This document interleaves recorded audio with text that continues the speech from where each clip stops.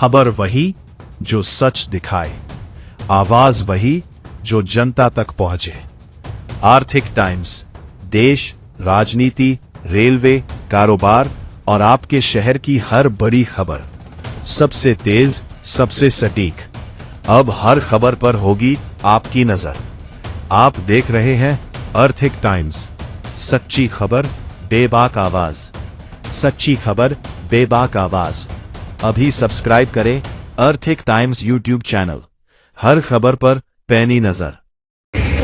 এখানে আমার যোগদান থাকবে না এই বর্ষে। আগে যারা ছিলেন তারা তো এখানে ওভারলুক করেছেন, ইগনোর করেছেন, উপেক্ষা করেছেন। আমি তো দেখে এলাম এই বিল্ডিং একটা হেরিটেজ বিল্ডিং। আমাদের তো হেরিটেজ কমিশন তৈরি হলে আমি রেকমেন্ড করব হেরিটেজ কমিশনের কাছে যাতে এই বিল্ডিংকে হেরিটেজ যুক্ত করা হয়। কারণ আগের সরকার তো হেরিটেজ কমিশন তুলে দিয়েছিল। ওনার বাড়ির অবস্থা খুব খারাপ, ওনার বাড়িটা ঠিক আছে, ওটা তো একটা ব্যক্তি মালিকানা বা ট্রাস্টি আছে। আমরা জিরাটে একটা জায়গা কিনেছি, পশ্চিমবঙ্গ সরকার, আমরা ডিড করে এগ্রিমেন্ট করে করেছি। ওখানে একটা লাইব্রেরি শিক্ষা সৌধ, বাকিটা আপনারা অমিত শাহজির মুখ থেকে শুনবেন। हाँ जरूर आने वाला है। इस सिंगूर के टाटा भगाने वाला नहीं रहना चाहिए और डॉक्टर श्यामा प्रसाद मुखर्जी आना चाहिए। मैं रिक्वेस्ट किया है स्कूल एजुकेशन मिनिस्टर को, principal secretary, higher education minister को। सिलेबस जो कमिटी होगा उसका पास मुख्यमंत्री का जो अपील है, विश है, उनको बताएगा। ये तो होना चाहिए ना। सिंगूर में टाटा का भगाना का इतिहास है, वो तो सिलेबस से हटना चाहिए। अगर ये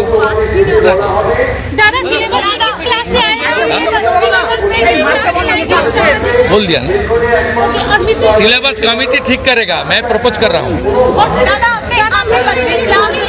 सिलेबस कोई पॉलिटिकल लीडर नहीं बनाता है, लेकिन मैं प्रपोज कर सकता हूँ as a MLA of this area. मित्र इंस्टीट्यूट के लिए भी आपने कहा कि 25 लाख रुपया देंगे। ये मेरी क्षेत्र के अंदर आता है। इस बार सरकार ने 70 लाख को 1 करोड़ किया है एमएलए का। 125वां उनका जन्मतिथि चल रहा, जन्म दिवस चल रहा है।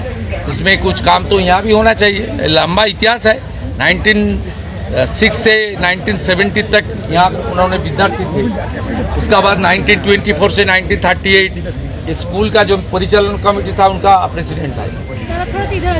इसका बड़ा योगदान है इनका, विद्यार्थी के नाते, परिचालित के नाते। उसको तो ठीक ठाक रखना चाहिए। पिछले एमपी एमएलए कोई काम नहीं किया, मुझे तो करना पड़ेगा। ডক্টর শ্যামাপ্রসাদ মুখার্জির স্মৃতিগুলোকে সংরক্ষণের জন্য বললেন আপনি, কমিটি গঠন করা হবে।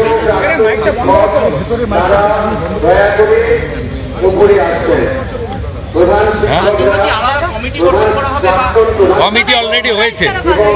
মুখ্যমন্ত্রী সভাপতি, চিফ সেক্রেটারি, মেম্বার সেক্রেটারি, গভর্নমেন্টের সাইড থেকে 10 জন আছে আর বাইরে থেকে 10 জনকে নেওয়া আছে।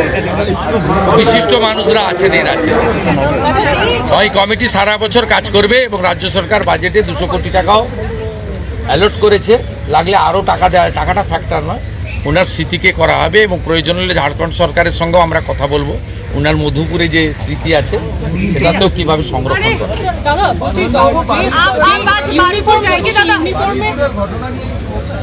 না, আমি কালকেই ওনার বাবার সঙ্গে কথা বলেছি।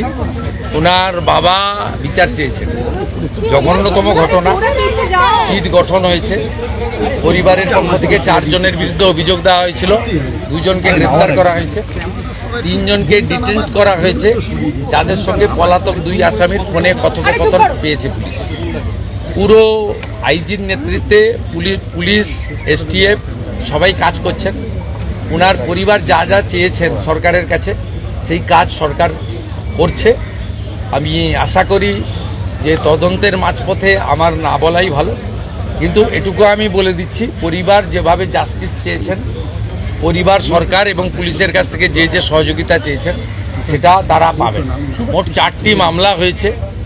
একটি এই জঘন্যতম অপরাধের মামলা ছাড়া আরও 3টি মামলা হয়েছে। সম্ভবত আমি এখনই বলবো না, আমি কাউকে ক্লিয়ারেন্স দিতে চাই না, পুলিশ বলবে।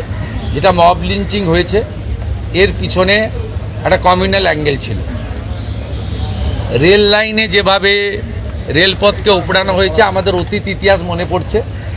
2019-এর সিএ বিরোধী আন্দোলন বা কিছুদিন আগে ওয়াকফ অ্যামেন্ডমেন্ট বিরোধী আন্দোলন। তৃতীয় হচ্ছে সিআরপিএফের 2 জন জওয়ান আহত হয়েছেন, একটা পুলিশের গাড়িকে জ্বালানো হয়েছে। আপনারা নিশ্চিন্তে থাকুন, প্রথমটার তো বিচার দেব, ক্যাপিটাল পানিশমেন্ট দেব। ওর বাবা যা যা চেয়েছে সব করবে মুখ্যমন্ত্রী, সাথে সাথেই ফোনে কথা বলেছি।